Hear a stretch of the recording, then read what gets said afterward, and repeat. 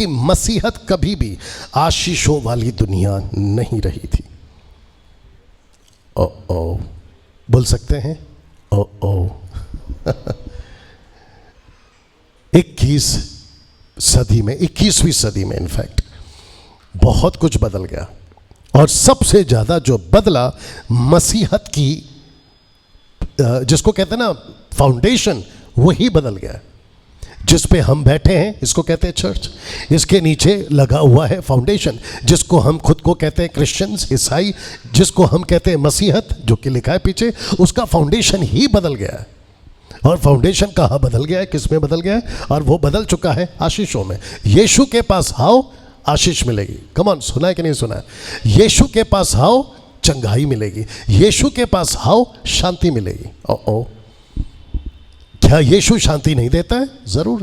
क्या यीशु नहीं देता है आशीष? जरूर। क्या यीशु नहीं देता है चंगाई? जरूर। लेकिन ये जीवन का मुख्य भाग नहीं है। मुख्य भाग यीशु है।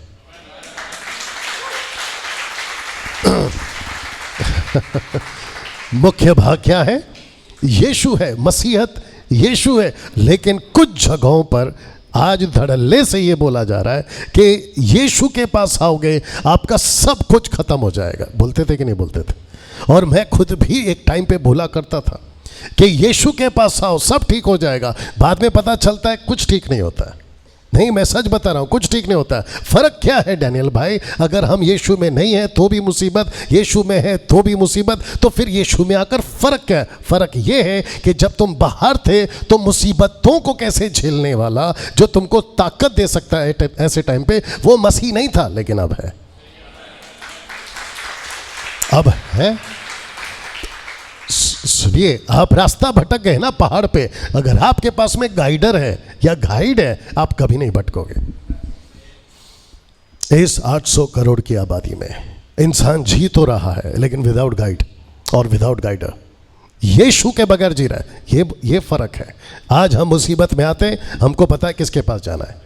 बाहर लोग मुसीबत में जाते, उनको नहीं पता किसके पास जाना है। तो कभी ये बाबा, तो कभी ये बाबा, तो कभी वो बाबा। अरे बाबा बाबा आप मेरे साथ में। और अभी कुछ बाबा तो पकड़े जा रहे जो बीच में फेमस हो गए थे, उनका भी हालत खराब है। तो एक ही बाबा है सब दुनिया भर के लोगों के लिए। आप समझे बाबा? इसको पढ़िए साहब। बल्कि मसीहत क्लेशों से भरी दुनिया थी, है और रहेगी। मसीहत कौन सी दुनिया है? क्लेशों वाली। अगर इसको नहीं समझे, मुझे याद है अभी भी, अगर आपको याद है तो रिस्पॉन्स करना हाथ उठाकर या थम करके। फर्स्ट टाइम आफ्टर लॉकडाउन जब मैं यहाँ आया था, मेरा पहला मैसेज क्या था? मेरा पहला मैसेज यही था कि यीशु के लिए तिरस्कार किए जाओगे। You will be rejected by people by because of Jesus. ये मेरा मैसेज था। सबका ध्यान है? आपको याद है मैंने ये प्रचार किया था कि यीशु के लिए आपको रिजेक्ट किया जाएगा। और जो कि आज और आप हम इसको झेल रहे हैं। तो जितने लोग अभी YouTube पे देख रहे हैं, मैं उनको भी बता दूं कि यही है मसीहत। आशीष वाली दुनिया मसीहत की नहीं है, बल्कि क्लेशों से भरी दुनिया सच्ची मसीहत है। यीशु ने कभी वादा नहीं किया, कभी वादा नहीं किया। मैं 4 किताबों को पढ़ता हूँ, 27 में से 29 क्या कहते हैं, ओल्ड टेस्टमेंट की किताबों 39 माफ़ करें 39 उसको पढ़ता हूँ, 27 को पढ़ता हूँ। मुझे कभी कहीं नहीं बताया गया कि जिस दिन से तुम यीशु में आओगे तुम्हारा जीवन लड्डू वाला है। कभी नहीं बोला। लड्डू समझते? कभी नहीं बोला। और ना ही कभी बोला कि तुमको कभी तकलीफ नहीं आएगी। हम गुलाब के फूल ज़रूर हैं, सबका फोकस, हम गुलाब के फूल ज़रूर हैं, लेकिन कांटों के बीच में। क्योंकि गुलाब का फूल कहाँ रहता है? कांटों के बीच में। अगर कांटे हटा दो तो फिर वो गुलाब का फूल कैसे हुआ? अगर मसीहत के जीवन से आशीष ही भर दो तो फिर मतलब क्या हो गया? और यीशु खुद कहते हैं लूका के किताब उसका 14 अध्याय वचन 25 में कि जो कोई अपना क्रूस उठाकर मेरे पीछे नहीं आएगा वो मेरे राज्य के योग्य नहीं है। You understand? कितने लोग समझ रहे हैं अभी तक?